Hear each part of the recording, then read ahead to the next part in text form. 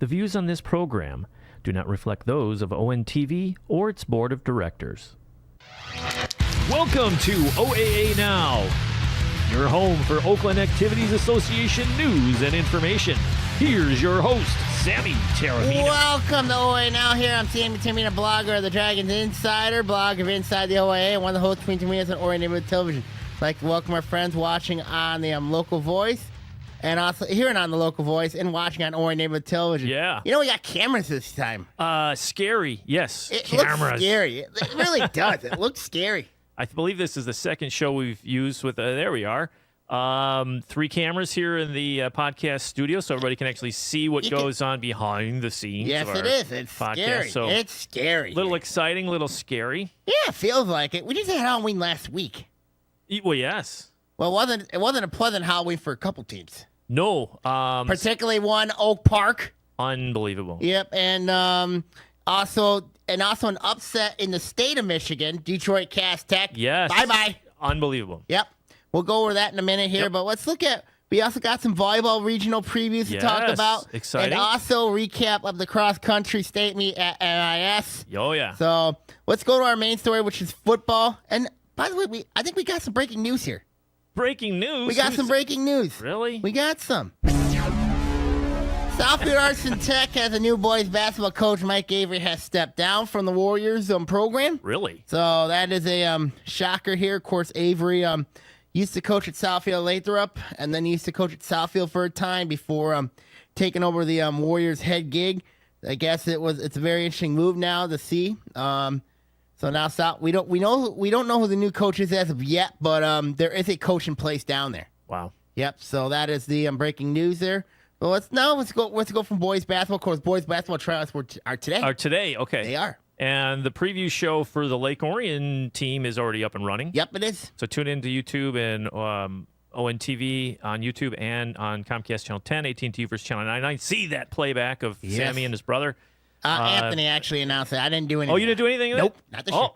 Wow. Nope. Day off. So Anthony's out there doing a nice job with the preview show. Always fun to see what's happening up, getting some kids in there, getting the coach in there, doing the whole thing. Yep. Let's go to football now. What? A weekend. What a weekend. Let's go from divisions 4, 3, 2, and 1 in that order. Yeah. Starting off with the Harrison Miracle on 34th Street. Harrison went into overtime with Birmingham Detroit Country Day. That was a weird game. Yeah. Because it involved 2 safeties. Yes. It involved Harrison got 2 safeties to stay in the game. To stay in the game. And they got a field goal. And early on it was 5-0. Crazy. 5-0. The Detroit Country Day went down, scored a touchdown. And then Harrison got another safety, went to overtime. So Detroit Country Day started the ball first, got a field goal. And then, of course, Harrison was going for a field goal, sent it to double overtime. Yeah. And what happens? And then what happens was a botch snap. Roderick Hurd, of course, the Northwestern commit, who's going to, he's going to the Wildcats as a quarterback. No. No? He's a defensive back. Defensive back. Right. I talked to John Harrington about that. Yeah. But he can play quarterback. So Hurd gets the ball, goes to his right, and then throws a nice pass to Max Martin, who was originally the punter. Yeah. And the quarterback for a time. Wide open. And he was wide open for a touchdown. And the Harrison faithful was in delirium, and Detroit Country Day players were just going like, what in the world happened? A walk-off. What happened? A crazy walk-off and a botched snap. It was crazy. Kept the season alive. It kept the season alive. And now when you look at Harrison now, they are going to play one more game at Buller Stadium at Harrington Field against Chelsea. Oh. Chelsea, of course, knocked off Milan 35-14, and that's slated for a Saturday afternoon kickoff at 1 o'clock. Okay. So that'll be I think it's an interesting game because I think that game, that Harrison team, you could tell what they're playing for. Yes. You know what they're playing for. Oh, yeah. And they mentioned that in the article I read. I think it was in the Freep about that. They talked to, obviously, the guy who threw the touchdown pass, right? Yeah, Roderick Hurd. Unbelievable. Hurd. And he was just saying how the team was overcome with emotion. I mean, they are playing literally for the next day, right? It's Yeah. how do we keep this thing going? And he said the team was just all in, firing all cylinders, ready to go, just like we thought they would, right? They're playing for their lives, and this is it for their school. Yeah. And it paid off. I talked to John Harrington, head coach at Harrison, during media day. Yeah. And did he we predict talked this? about Roderick Kirk. We talked about him. I said, he's going to be a defensive back when he gets to Evanston. But I was shocked that he said they could play quarterback. He could play quarterback. And you could tell the reason why. Harrington had a lot of confidence in him to play quarterback. He's an athlete. He's an athlete. He is a heck of an athlete. And to have that frame of mind, and what I'd like to know is talk to the fellow who caught the ball. Max Martin, yeah. Because you're on. He was a quarterback, too, for a little while. So it's just a field goal, right? You go field goal. Usually sometimes on special teams. I know it's playoffs, but sometimes on special teams you get lined up and it's like, well, routine. But knowing that the other team's coming at you full bore, because if they block it, they win. If they block it, your season's right? done. It's over. And they were bringing everybody. So there's nothing routine about this. No. And then a little nerves, drops, botch snap, picks it up. And the frame of mind for the team to continue that play, get in, and to catch the dang thing, unreal. That was insane. Unbelievable. That was insane. I mean... And if we had that full game on video someplace, I don't know if I'd air that in a heartbeat. There is video of that touchdown. Where did you find it? Is it Twitter? It is on, it's on Twitter. If you go to State Champs Twitter page, you can find that copy of that play. Because somebody had to have been Somebody recording. had to record that We're seeing a lot of that these days. Mm-hmm. They're just, hey, this is a key play. All the phones are running. And thank goodness we have it, because you wouldn't believe it. It was absolutely incredible. I advise you watch that tape. I mean, you watch it. I mean, that was probably the most insane I've ever seen. Probably, I've seen a lot of crazy plays in my time. Yeah. Whether it was the Jason Vercosta touchdown against Clarkston for Sterling Heights Stevenson, or the Jeff Heath 49er field goal knockoff Sterling Heights Stevenson. Yep. Or even the Tyler Mishak, Lake Orion Savior against Detroit Cass Tech in 2010. Yeah, I mean, a lot of crazy things. A lot of crazy things, a lot of miracles. I mean, and you just never know. That's the thing. That's the great part about it. You never know what's going to happen. No, you can't predict anything. Like, we try to guess who's going to win and that sort of thing, just for fun. Yeah. But once they get between the white lines, it's on the line. It's on, and that's what makes it so. It's on the line. That's what makes it fun. That's a big win for Harrison. As mentioned, now they get to go play Chelsea. Let's go from Division 4 to Division 3. Farmington. They are starting to get their act together. Blew out South Lyon East 34-3. Behind them, Kendall Williams who had another 3 touchdowns. That's 9 touchdowns for him in the last 2 games. Wow. Farmington relying on Williams and a very good offensive line to carry him. Particularly, of course, Nolan Williams, who scored 6 touchdowns against Avondale a couple weeks ago, and now you add another 3 against South Lyon East. So talk to me about how impressed you have to be with Kendall Williams. Well, obviously, in money time, the guy is reliable, right? I mean, he's putting up some crazy numbers the last 2 weeks. And he's a running back. Yes, and under stressful situations, because one and done. Mm-hmm. So pet that guy in the back, because that guy is producing when it matters most. Now for Farmington, they get to go to Lansing Catholic on Saturday afternoon to play undefeated DeWitt. And DeWitt knocked off East Lansing 9-7 on their home field. Now, what I don't understand, this is what I don't understand, is DeWitt's got a home stadium. They got a home football stadium. Yeah. Why are they playing this game at Lansing Catholic? Not big enough? I don't know why. Maybe they're drawing bigger crowds. It could be bigger crowds, you think? But I want to know, why is this game at Lansing Catholic when it should be at DeWitt? Site? No, the game should be at DeWitt. Yeah. And it's not a neutral site to me, especially when Farmington has to travel at least 3 hours to Middle Michigan, especially in the Lansing area. Yeah, and especially if you're not in DeWitt, then it's quasi-neutral, wouldn't it be? Yeah, basically, if you're DeWitt, you gave up virtually a home game for this. Now, is that the MHSAA or DeWitt saying, hey, we can't handle the crowd, or we don't want to do it, or? I don't know. Yeah. I don't know. Yeah. But that's going to be a tough order.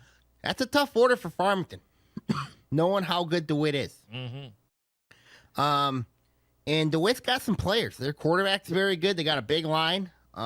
They got some depth. So a tough order for Corey Sorosh and his team. Yes. It's going to be a tough order. Let's go from Division 3 to Division 2 now. Yes. You got to look at Groves. Yeah. Groves got a measure of revenge against Brand Brother Rice. They did. Winning 38-24. Yes. Groves went to an all-aerial attack. Really? And I got to give Marcus Alexander, Groves' quarterback, a ton of credit. He had a big game, along with Khalil Dawsey. Khalil Dawsey is going to Harvard next year. Wow. He's going to Harvard next year.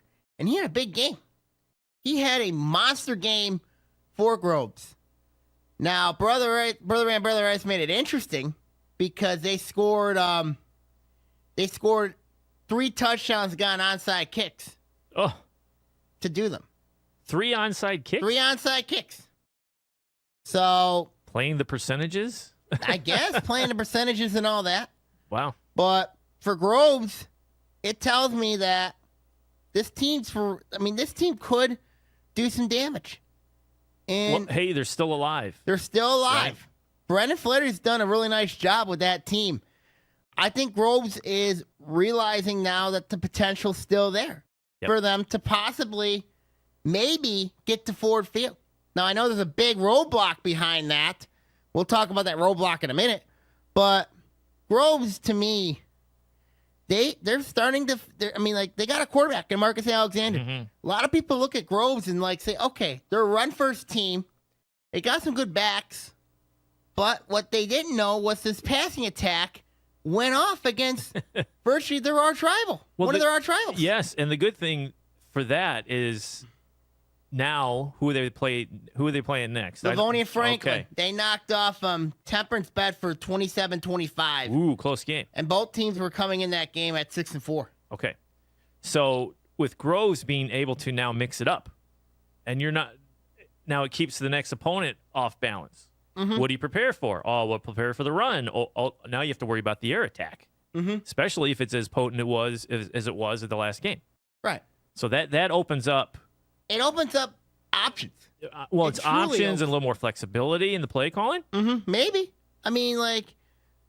Groves. Early on, they started off 0-2.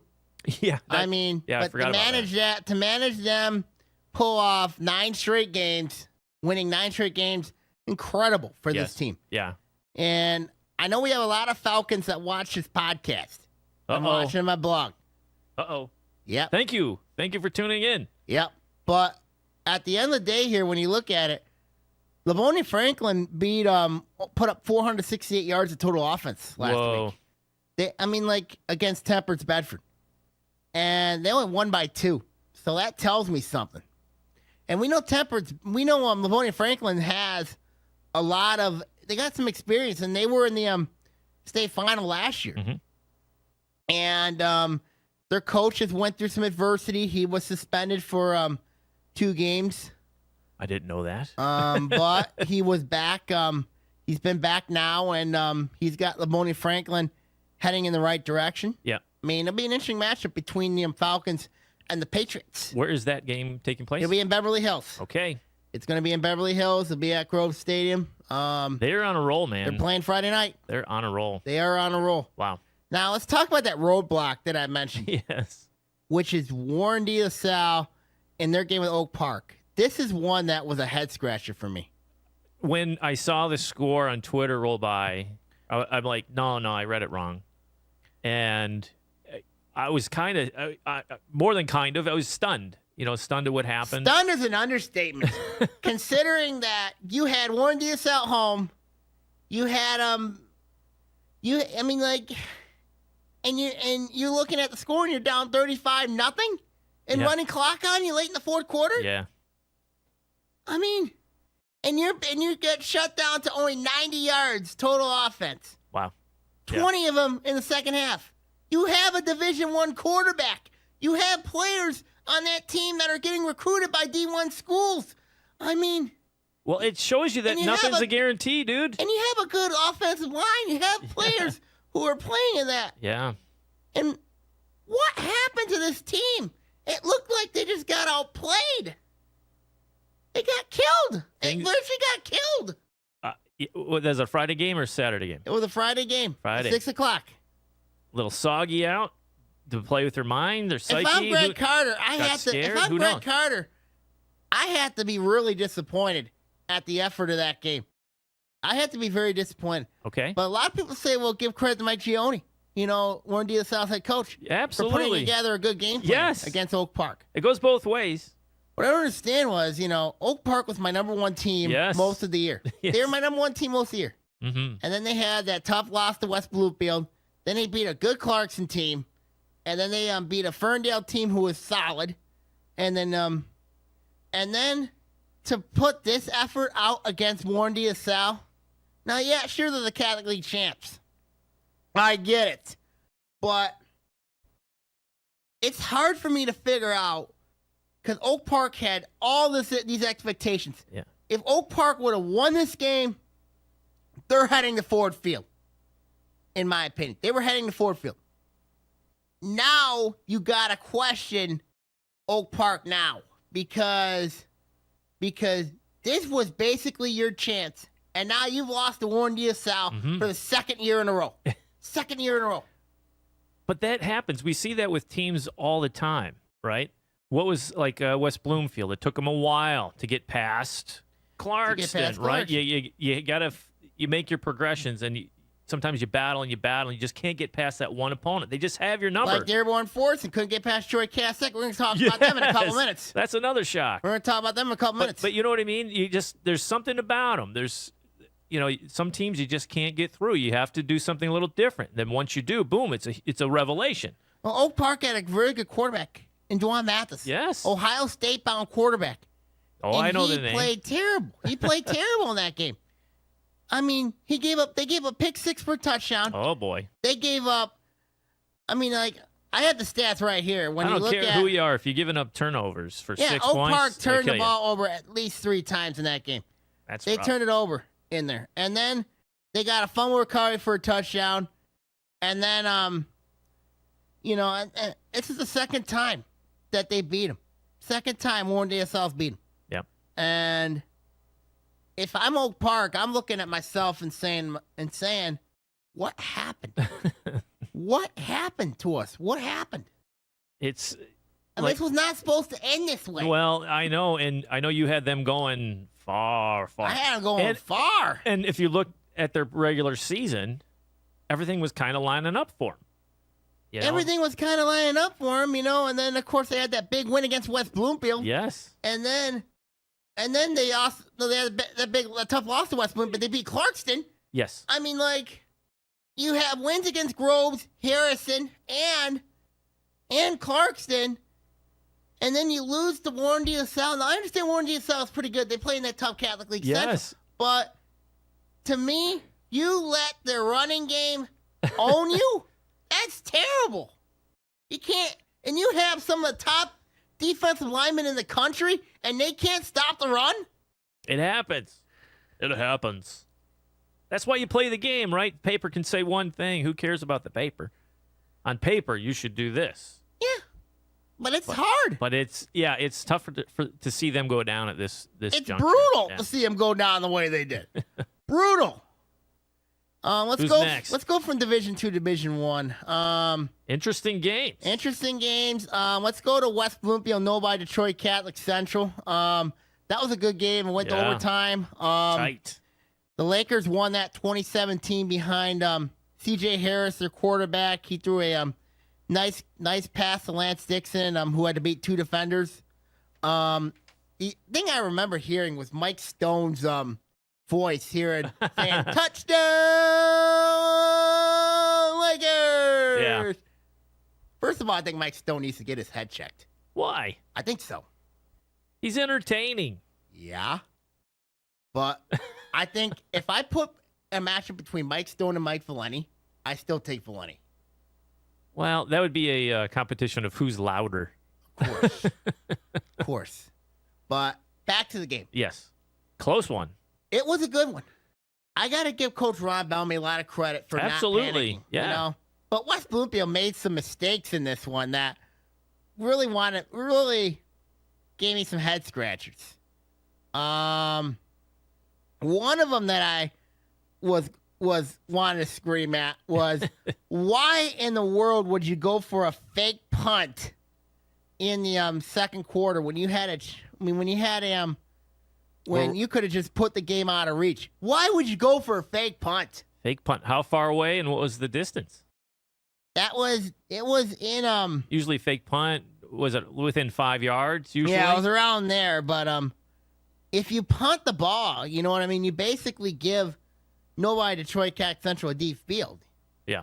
But instead, they had a chance to kick a field goal, but it didn't happen. No, they missed the field goal, which led West Bloomfield to keep their 14-7 lead. But eventually that lead evaporated, and they went down and scored. They went down and scored on a 24-yard touchdown run, which ended up forcing overtime. And then in the overtime session, nobody Detroit Cat Central kicks a field goal, makes it 17-14, which led to the touchdown to Lance Dixon to win it for West Bloomfield and to send them to have to go down to Belleville in the regional final. Belleville, your favorite? No, they're not. But it's a unique matchup considering is. In that regional, 3 guys are Michigan State bound recruits. So you wonder if might think if Mark D'Antonio might go down there. Ooh, he could. I don't. Maybe. Well, they have Ohio State Saturday. Yeah, they have Ohio State Saturday. Sure, why not? I don't think so. You think he'd go down there for a game with the big game the next day? You know, James Franklin was there last week watching Lance Dixon at the West Bloomfield Nobody Detroit Cat Central game. He was there. Well, and how'd that work out for him? We don't talk college. Not good. We don't talk college. That's true. But for West Bloomfield, this is a big win for them. Do you think they're starting to get that mojo again, that confidence like they started with last year? I mean, it was kind of up and down a little bit this year, but do you think now they said, hey, we got 2 wins now in the playoffs, we're rolling now, we got some confidence? I think there's I think they got that a little bit when you look at what Ron Bellamy's team has done. Yeah. I think West Bloomfield's starting to get that magic back, but now they got to go down to Belleville. Belleville, we know, is an incredibly talented team, coached by a Cass Tech disciple and Jermaine Crowell. But what'd you say about Belleville? But then again, what'd you say? I called Belleville the most overrated team in the state. Yes, you did. And I still am to that. Sticking to it? Here's why. Monroe. Yes. Team that doesn't throw a lot. Opponent we know. Lake Orion played. But that score, Belleville won that one with 49-33. The 33 on defense. A lot of points. That's a lot. Mm-hmm. I think West Bloomfield is going to score with Belleville. I think they will. You think their defense can hold them? I think West Bloomfield's defense can hold them. Now I'm curious to see the matchup between how Julian Barnett of Belleville going up against Trey Mosley. That's going to be a good matchup. There any common opponents for West Bloomfield and Belleville coming into this game? No. None. Comparing leagues, we already know about the Red Division. We know about the Red. The Kensington Lakes Activity Association, they got a couple teams still in there. We look at Livonia Franklin still in there. Dearborn Fordson, we're going to talk about them in a couple minutes. What they did to Detroit Cass Tech. Shocker. And then you have Belleville. Yeah. I mean, those are 3 teams that are still left in the playoffs in the KLA. Okay. Let's go to West Bloomfield. From West Bloomfield, let's go up to Clarkston and Lakeland. Yeah. Not much of a surprise there with them, what they did to Lakeland. I was surprised how it was scoreless for a little while until Clarkston scored on an 80-yard touchdown pass. Wow. And that was your game right there. What was the final? 26-6. Yeah. It was Clarkston domination. Defense, man. Shut them down. It was just Clarkston domination. Yep. Not much to say there. Not surprised. We've seen it how many times over We've the seen years? it way too many times. A lot of But way a too team many. I think Yeah. that could definitely give Clarkson big problems, Yes. and that's a capital B-I-G, Yes. is Lapeer. Lapeer took on Oxford. Yes. And that was a heck of a game early on. I mean, it was nip and tuck. Lapeer ended up winning that game because of a dominant second half and virtually playing time possession football. Yes. It was 35-10 that final up in Lapeer with Oxford, but to go to hold Oxford the way they did. to 40 yards. Yes. In the second half. Second half, 40 yards total. Crazy.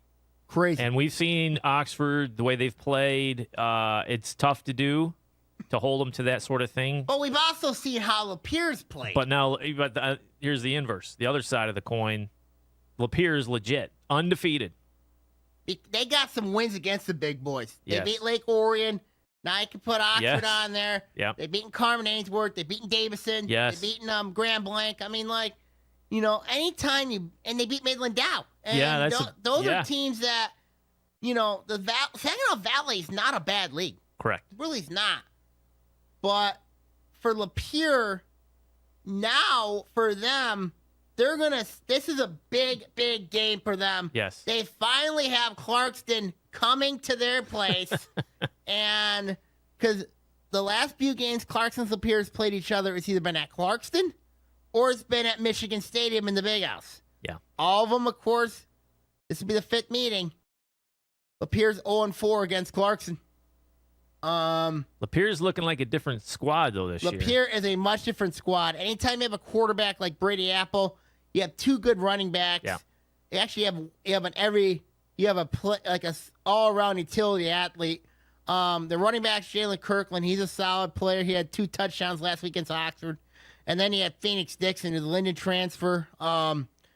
Really instrumental in the he plays linebacker on defense.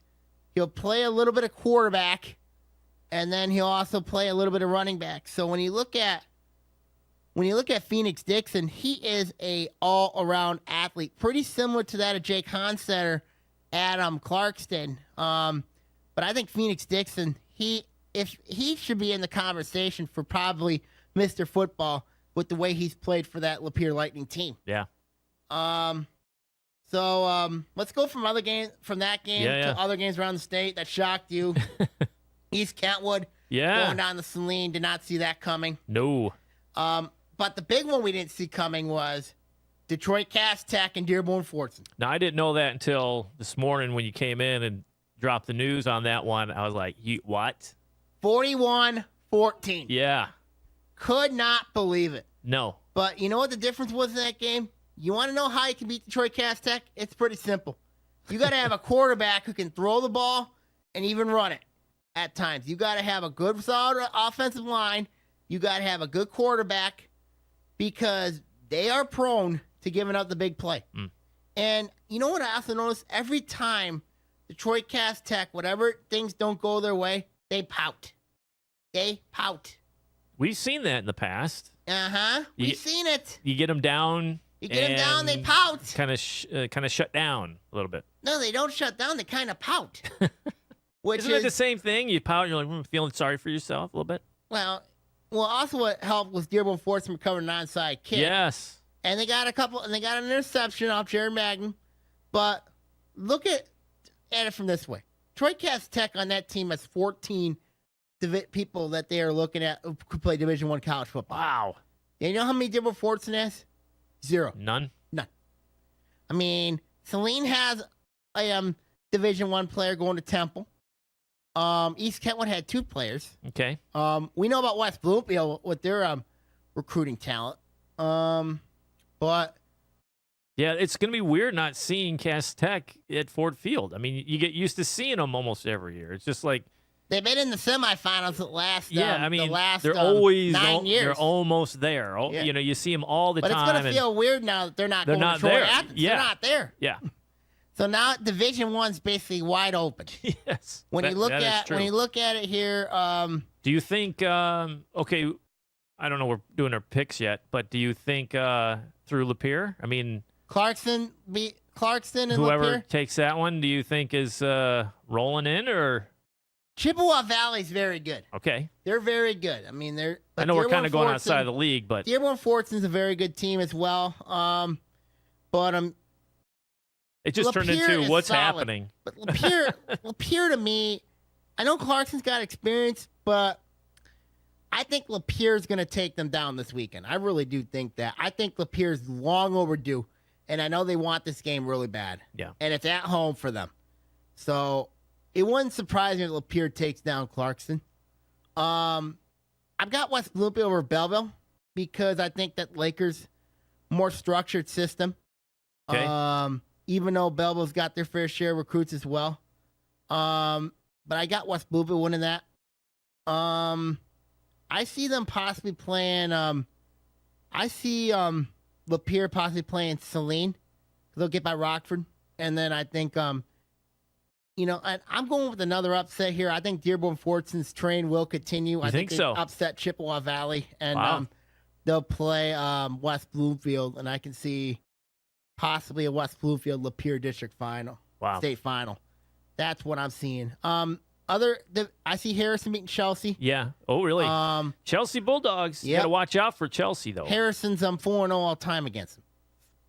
I don't care. They can throw people at you out there in Chelsea.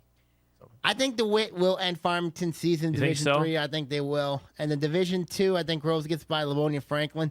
Okay. They'll probably have to run into Warren De La Salle probably next week. So we'll see what happens there. And that one there. Let's go take a break here.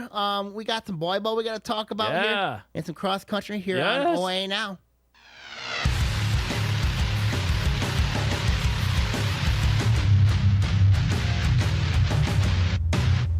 This is Lake Orion's own, the local voice. Call ONTV and get on air 248-393-1060. Let your voice be heard. Internet radio for all. Call ONTV and get on air.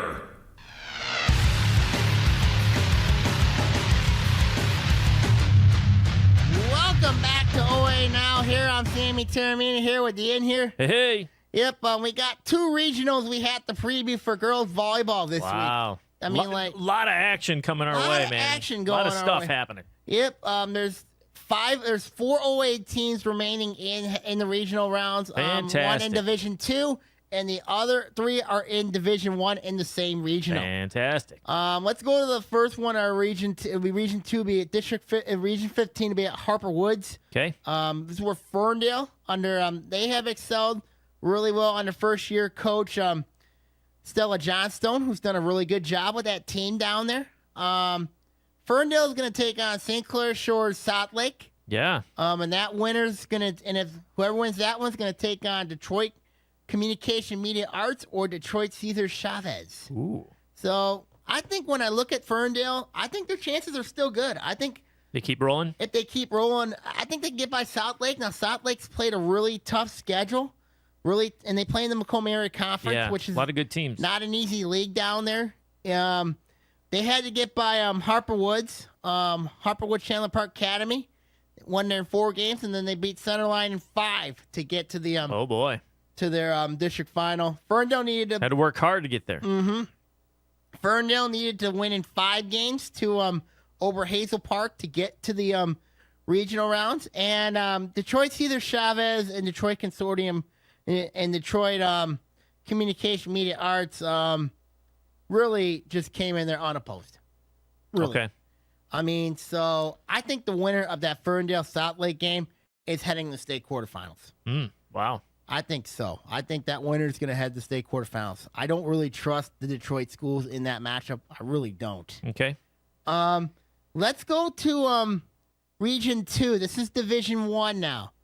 Of course, this is going to be at Lake Orion. Yes. Of course, myself and Joey Tysick are going to be calling the Tuesday night games. The cameras will be there. Cameras will be there. Yep. We're recording the semis and the finals. Mm-hmm. Recording the semis and the finals. I will be calling the action with Joey Tysick on Tuesday's games. Let's look at the teams that are in this region. Some good ones. There's some good ones. The first one's the 5:30 game. It's Lake Orion taking on Troy. Early game. Early game, yes. Lake Orion, of course, ranked number 2 in the state. Oh. They didn't know that. They did. There's some storylines here in this one though too. You know, when you look at all 4 coaches, have Lake Orion connections. Before we preview the matchups, with all That's 4 pretty wild, coaches, dude. yes. That's a good observation. That's pretty wild. And you look at, of course, Tom Vigilant, the coach at Troy, coached the Lake Orion AAU volleyball program during the Bob Howie years.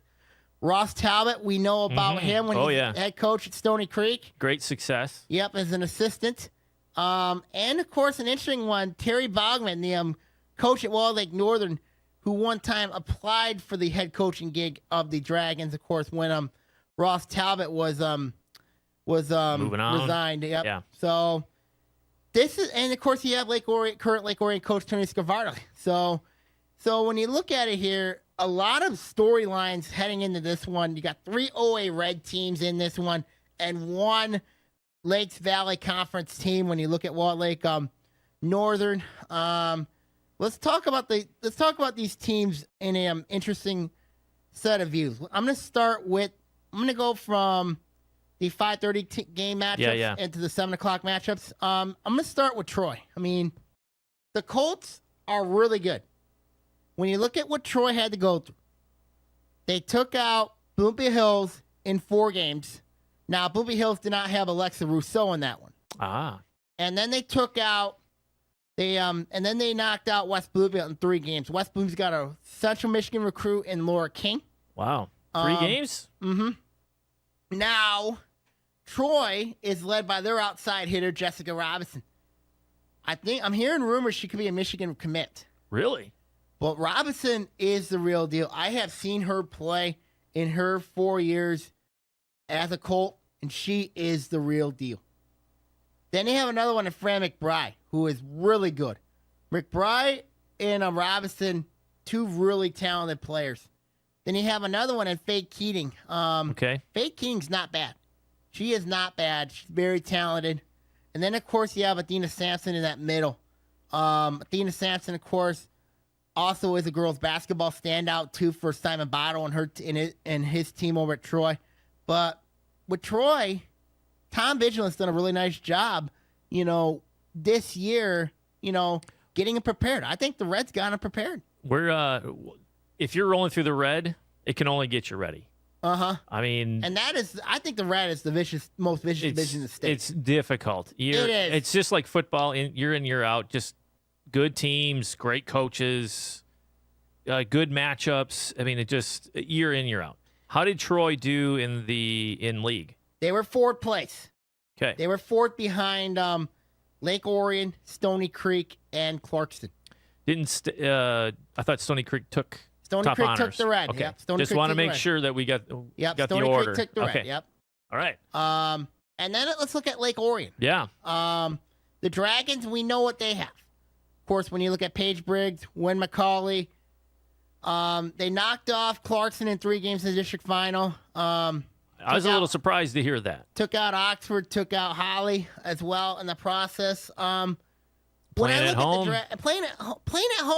could be really interesting because it has your good things because you're playing in your home surroundings, but it also there's a hidden danger to playing at home, and that is sense of comfort, which could mean sense of relax, and that could be some trouble. So when you look at Lake Orion, the Dragons are a team that can do some significant damage. Lake Orion, this is when healthy. Yes, is really good. Yes, especially now with Sydney Smith back. Sydney Smith is going to make that team better. She already has, but Lake Orion's had some players that really started to improve on their games. When you look at particularly the and this is a senior heavy team. I wrote in my column in the Dragons Insider about this Lake Orion team could remind me of the 2011 team. Oh, boy. And that team, if you recall, went to the state final. Yes. And they got a ton of senior experience. Really solid. Really, really good. One thing I noticed about the Dragons is that if you're not ready, they can lace a string of points on you very, very quickly. And as mentioned, they do have a Miss Volleyball candidate. Yes, they do. Briggs. Yes. but also Jessica Robinson at Troy is another Miss Volleyball candidate. It's going to be a great, It'd be a very good interesting matchup. matchup. It'd be a good Good matchup. players, good storylines. And then let's look at the other matchup. Yeah, I know. And then let's look at Stony Creek. Red champion. Knocked off 2 Macomb area conference red teams in Romeo. And then you knock off Utica Eisenhower in the district final. Second straight district championship for Ross Talbot and his team. Stony Creek is loaded. Yes. When you look at, of course, Very good. They are led by Kate Straighton. Kate Straighton is the real deal. She could be Stony Creek's all-time hits leader, and she's only a junior. Wow. She's only a junior. Is she on her way to achieving that status this week? She could. I mean, she is that talented. She Wow. is really good. But then you also, besides Straighton, you got to look at, they also got some really good players as well. When you look at Stephanie Smith, Nina Bellato, Sarah Thompson, and Ava Menzo. They're Stony Creek, they are balanced. That is a volleyball team that is really balanced and could pose big-time problems. And let's not forget, Stony Creek went into Lake Orion and beat the Dragons. That was an epic But then matchup. again, you might want to put a little asterisk on it because How many injuries? the injury of Sydney Smith Yes. in that one, because that was went, huge. And that one went the distance. That's Not one a- with 5 games. Yeah, 5 games, but also 5 games to, I mean, it was almost to the limit. It was. It was 2 heavyweights going at it. Mm-hmm. That was 2 that was heavyweights exciting. going at it. Completely. 2 heavyweights going at it. Yeah. And then let's look at Wall Lake Northern. This is a team where they don't have, they're not well known, but Terry Bogman's done a really nice job with that team, particularly with the Knights. Is they have a really they got 5 players. They only have 3 seniors on that team. Wow. They only have 3. That When you- bodes well for them in the future. It does, but they have some very solid players. When you look at Olivia Miller, Delana Beckman, Amelia Reinhart, and Lauren Scott, they're really good players. They are really good players. So what are you saying? So I'm saying to you, but they didn't look good against Wall Lake Central nor Wall Lake Western. They did not look good against neither of those 2 teams. How far did those games go? Did you? They both went 4 games. Wow. Okay. And I think at the end of the day here, and Bogman said it best. When he talked to Drew Ellis, a nice guy from the Detroit, from the Oakland Press, he said that his team has to get better quick. They have to get better quick. If not, they're not going to be there long. And being the fact that you have 3 red opponents in there, Yeah. that's brutal. And you start off with the OA Red champs, that's going to be brutal. Yes. That's going to be brutal. Any predictions?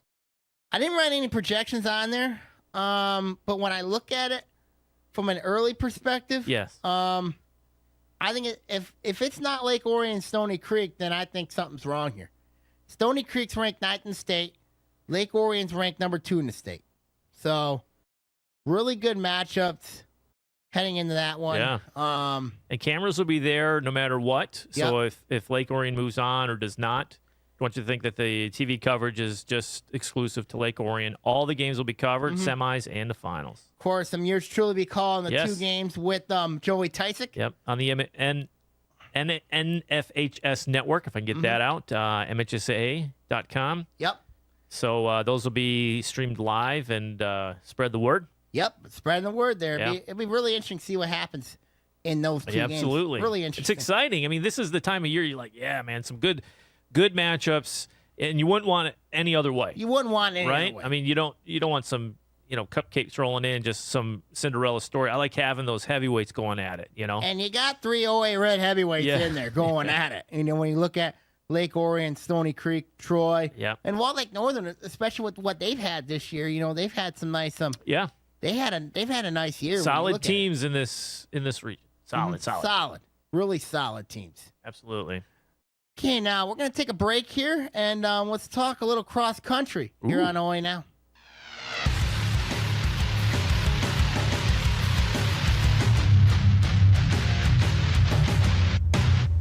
Music, weather,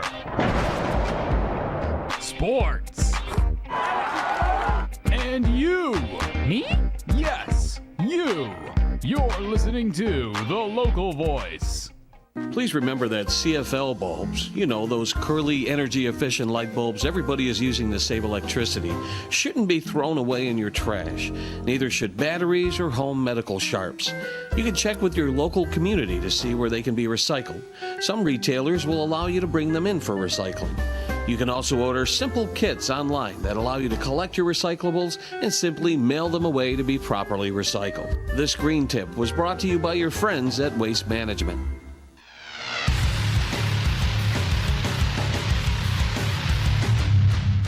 Welcome back to Oaa Now. Here I'm Sammy Taramina here with Ian Lockton. Hey.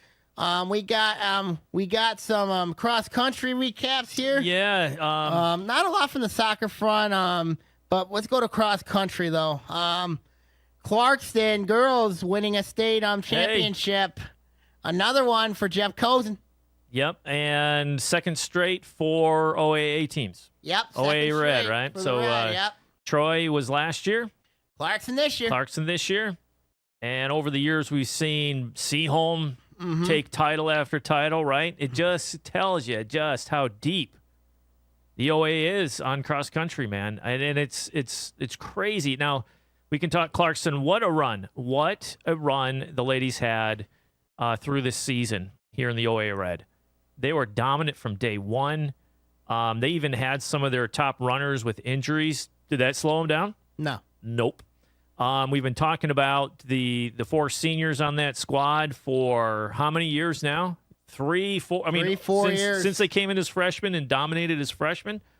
Liz Dalrymple, the Ferguson sisters, and Mia Patria. Mia Patria is a junior, so junior. She's back, and she's kind of showing her medal that she's going to be a top 10 All-State finisher. It is Grace Nolan going to OU. For Clarkson, though. Clarkson, wow. Here's the thing that gives me trouble with them. And that comes in the spring. Well, track is different, right? We don't want to jump too far ahead of ourselves. No. We've talked about that, and we'll talk about it when track gets going. But let's stick to the state final. So I was there. My daughter runs for Lake Orion. The Dragons were primed to do some really cool stuff. They had the right mindset, as did other teams. And you might not know this if you're not following the cross-country scene. It's not one of the most popular sports unless your children are running in it or you have family members doing it. It's not like football or volleyball, drawing in the crowds. Mm-hmm. But the camaraderie, soccer too. Soccer will get the crowds and they'll get the attention. But the camaraderie of these runners around the OAA is really something special. A lot of the girls and the guys teams, both from the OAA, they not only compete against each other week in and week out, on track and indoor track and all that kind of stuff and cross country, but they also compete together. There's a lot of track clubs around that these kids mingle and mix, and the different coaches from the different teams get together, and they're all about working these kids, improving these kids, and just doing the best they can. So it is a awesome scene in North Oakland County. And with Clarkston, they had the pieces. We saw it. They weren't. Doesn't Kevin Breen have his own camp? Well, he is the Breen Track Club. Yeah, Track Club. Yeah, and a lot of kids from Lake Orion, Troy, Seaholm, Birmingham areas. They all come in and they all participate, and that's where I'm getting at, that camaraderie. So yes, you're running we're the Division I girls. Obviously that's the showcase because Clarkston OAA took it. But you have to look at that pack. So the champion. Let's get to the champion of the women. Erica, or I'm going to say this wrong, Vanderleend. She is unbelievable. She took top spot, D1 from Rockford. She's a Michigan signee. She's going to be running there on scholarship. I remember another Michigan signee. Went to West Bloomfield. Her name was Erin Flynn. Yes. Really talented runner. Yes, and the quality of runners coming out of Oakland County is nationally known, Sam. Nationally known, these distance runners on the women's and the men's side.